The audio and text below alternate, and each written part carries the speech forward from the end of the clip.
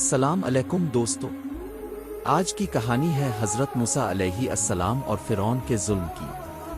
یہ ایک سبق آموز واقعہ ہے جس سے ہمیں صبر، ہمت اور اللہ پر بھروسے کا درس ملتا ہے۔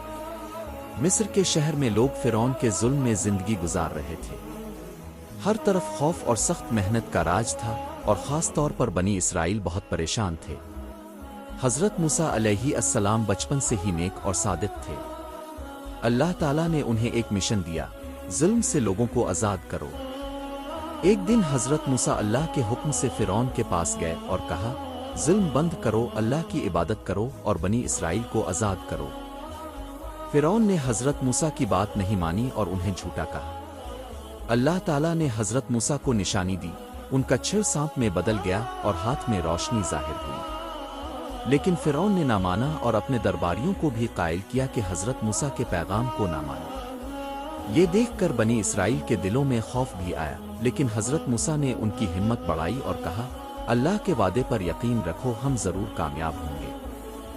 حضرت موسیٰ نے بنی اسرائیل کو سمندر کے کنارے لے جانے کا منصوبہ بنایا۔ اللہ کی قدرت سے سمندر نے راستہ دے دیا اور لوگ محفوظ ہو گئے۔ فرعون اور اس کے سپاہی سمندر میں ڈوب گئے۔ بنی اسرائیل آزاد ہوئے اور اللہ کا شکر ادا کیا۔ یہ واقعہ ہمیں یہ سکھاتا ہے کہ صبر، ایمان اور اللہ پر بھروسہ ہمیشہ کامیابی کی راہ دکھاتا ہے۔